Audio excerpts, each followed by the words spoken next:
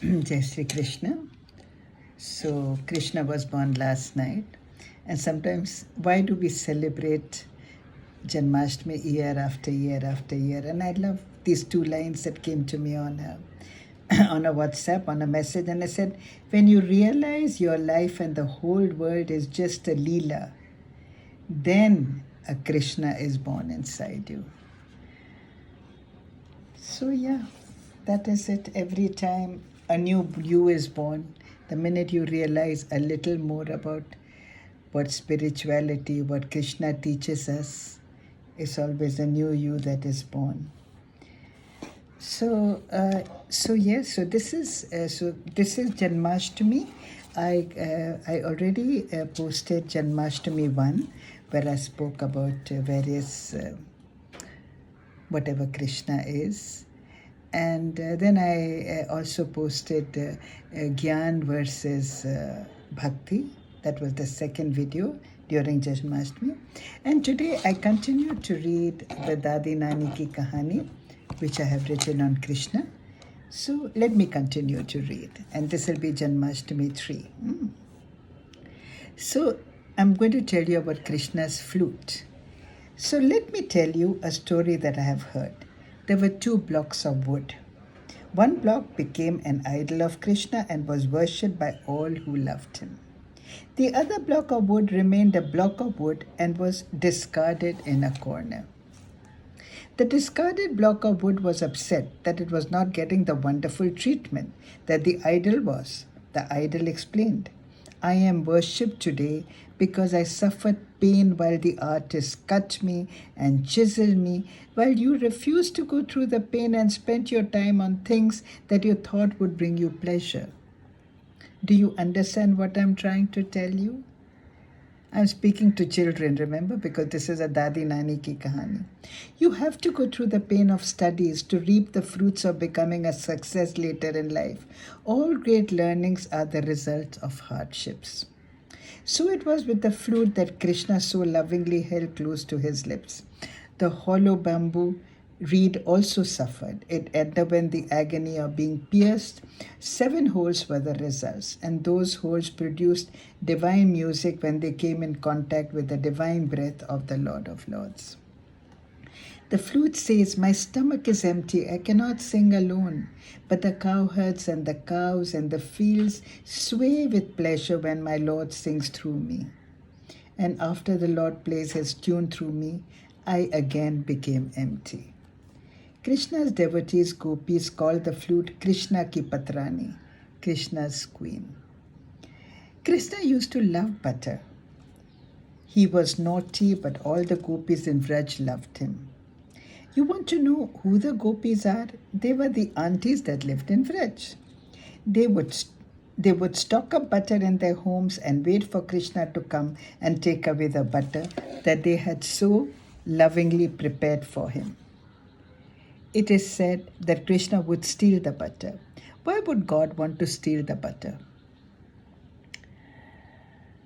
Why would God want to steal the butter when all the butter in the world belongs to him? I prefer to believe that butter is soft like the heart, and so butter means heart, and that is what God does. Steal your heart and all the wrong things that go on in your mind. Are you able to understand this? Well, anyway, one day Yashoda Ma got very angry with Krishna and ran after him. But she could not catch him. You know why? Because while she was running after Krishna, his back was towards her.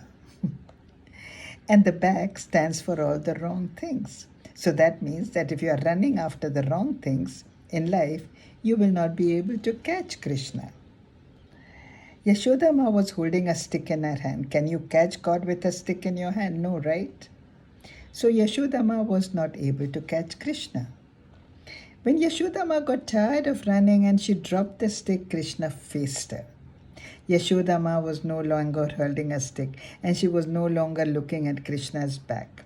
So she was able to catch Krishna. Now she decided to tie Krishna. Krishna allowed himself to be tied because he knew that his mother was tying him with a rope of love. But Krishna's mother loved him too much, so she told him not to be naughty again and steal her heart, as otherwise she was not able to concentrate on her housework. Yashodama untied Krishna. Krishna and his mother hugged each other because they loved each other so very much. And now let me tell you about the peacock feather. If you have ever seen the picture of Lord Krishna, you would have noticed that his crown is adorned with a peacock feather. I have heard that in old times the peacock feather was considered inauspicious. Do you know what inauspicious means? It means something that is not very lucky. When Krishna heard that, he just picked up the peacock feather and placed it on his crown. Can you imagine how important and special the peacock feather must have felt to know that the Almighty Lord chose it to become a part of his crown? So now, when the feather falls from the peacock, it is happy as it knows that Krishna will give it the respect and love that it deserves. The above story teaches us a lesson. It tells us that no one and nothing is unlucky. It also teaches us that God loves everybody. He also loves them who are not loved and respected by others. So next time you consider someone not good enough in studies, sports, etc., remember that God has a special place for them. If you love and respect them, God will also make a special place for you in His heart. With love, your Dadi Ma, Nani Ma. Happy Janmashtami. And if you like my Dadi Nani Ki Kahaani, it is up on Kindle. And I not only speak about Hindu stories, I speak about festivals of different religions as well. And my belief is that in its essence, all the great prophets that have walked upon the earth have said the same thing, in essence. Things. So with that thought, I wish you a very happy Janmashtami again. You take care and God bless.